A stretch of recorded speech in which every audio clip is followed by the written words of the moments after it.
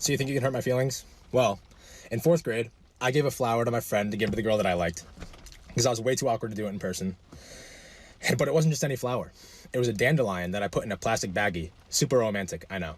So anyway, my friend goes up, gives it to the girl, and goes, "Hey, this is from Jackson Olsen. He's in Mrs. Clee's class. He has a huge crush on you. He wanted me to give this to you." So the girl goes, "Oh, Jackson, the one with the huge forehead, the really weird one," and starts laughing. You're probably wondering how I know how this conversation went. Well, it happened right outside my classroom. So my whole class heard it. My teacher heard it. They all started laughing. Even my teacher started laughing, who I thought had my back. She started dying laughing. Right now, it's literally the funniest thing ever to think back on it. But, like, as a 4th grader, I thought my life was over as I knew it. Alright, let me show you how to do this dance. Dance. Jump. There you go to bed. Hey, hey, hey, clock. Did with the left leg, and then you boom. Ding. Solo, hit him with a low. Then you're gonna network. Prime Minister calls President Biden a breath of fresh air, and that it's one... Well, of course the British Prime Minister said that. The reason he said that was because of how fucking hilarious Joe Biden was at the G7. He said it was a breath of fresh air because of how many times he was fucking laughing at him. He confused Libya with Syria 3 times. He used a cheat sheet to determine which reporters to call on. He mistakenly said COVID instead of COVAX, and the White House had to issue a correction. When the UK Prime Minister was introducing the leaders, he introduced all of them, and Biden interrupted, saying that he didn't introduce the President of South Africa, even though he did literally seconds earlier. The world leaders freaking laughed at him because of his forgetfulness. And of course, the press was rushed out the room right after. And finally, when he was asked a simple question, "How are your meetings going in Cornwall, Mr. President?" he couldn't even answer it, and Jill rushed him out the room. Embarrassment. You guys want to know one of my most depressing fat person moments? I went to Cedar Point before I broke up with my first boyfriend. That's also when I was my heaviest. I was 275 pounds. And let me tell you, I love roller coasters. I noticed that sitting in a lot of the roller coasters, I could barely fit, and I was like scared that the things would break and I would fall out and become a giant flubbery pancake. But somehow, miraculously, I fit into all of them, except for the one I wanted to go on the most. It's called the Millennium Force, and it's fast and it's tall and it looked amazing. They had a test seat out front, so I sat and I tried and I failed to put the seatbelt on, and it was really embarrassing. Since then, 3 years later, I've lost 50 pounds, so I know I'd be able to fit. But now we have a pandemic, so now I can't go ride the roller coaster that broke my fat heart.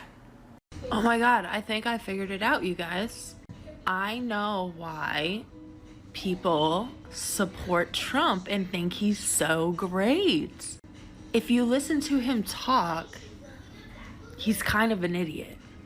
No, he's a full-ass idiot. He has no clue what he's talking about half the time, and you can tell. He sounds stupid. Oh yeah, I mean, yeah, it's great, it's huge. I'm the greatest president in the world, and cause yeah, I know everything about that. Yeah, it's great. Yeah, it's great. Trump supporters are too stupid to understand like intelligent presidents. They hated Obama. Was it because of the color of skin, or was it because they couldn't understand what he was fucking talking about? They had to get a president like Trump in to dumb shit down for them. And they think he's so smart and that he's done so much for this country. I needed a suitcase because I'm going on a trip on Monday. So I decided to go to the store to get a suitcase. And as I'm checking out, the girl says, "Have a good day." And I said, "You too." And then she says, "Goodbye." And I said, "You too." Send help. Motherfucker, schemer boy. I'm a dreamer boy. I love a girl that don't even fucking need him. 1, 2, 3, 4. I think I'm losing my mind. What the fuck? Look what uploaded instead of my actual video. It's a freaking blooper. Do you want to go in there? Just as I thought. You are ashamed of me. I'm not ashamed of you. I'm proud of you. Open up. I just don't want anybody to see you. Y'all are seriously not gonna believe this. I just came home. Stop! Anyways, let's start that over. Okay, so you're not gonna believe this. So I just went to the bathroom and walked past my messy... Waiting for the rush in your butt, Mom? Yep, I got the ointment for the rash on my butt. Thanks. He tried to embarrass me. That doesn't work always. Like. Oh my god.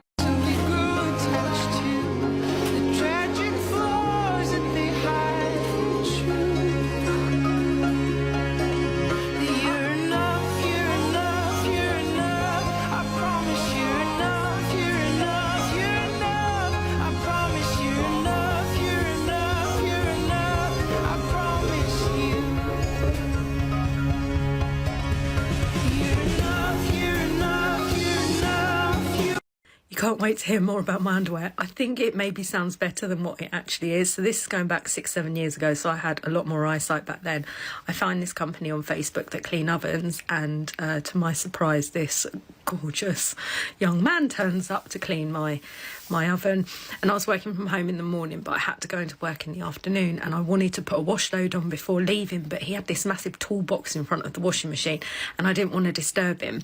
As he's going out to his van, putting his stuff out there, I quickly moved it and chucked a wash load in, putting on my coat and shoes, and he said, "Oh, I want to check the oven before you go." Of course, so we go in there, and as I walked into the kitchen, my knickers were on the work surface. They'd obviously fallen on like his toolbox, and he's had to pick them up and move them. I was absolutely mortified, but I didn't say anything because I was so embarrassed. Anyway, later that afternoon, I'm sat at work and I get a message on Facebook Messenger from him asking if I wanted to go out for a drink. And then he follows that up with, "Did you intentionally drop your underwear on my toolbox?" And I honestly didn't. These things always happen to me, but thankfully I'd only worn them for a few hours the night before, so they weren't dirty. I can't accept your apology. Why? Why? Because you always hurt me, and your up girl, you embarrass me. Your up and come, you embarrass me. I accept you are always embarrass me because I love you, but you're always a liar.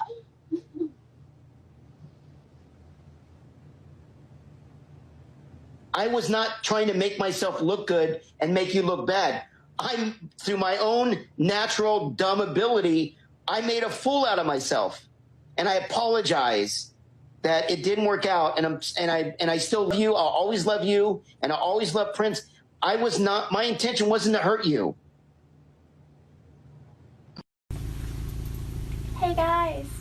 Hey. I'm such a horse's ass. Hey. Hey. Am I right?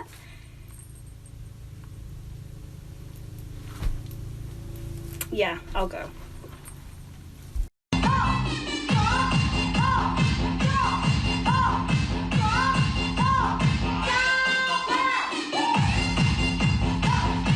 You're probably wondering why I'm running. Well, I'm Pluto, and I ran for the bus and missed it, so now I'm still running because of my pride.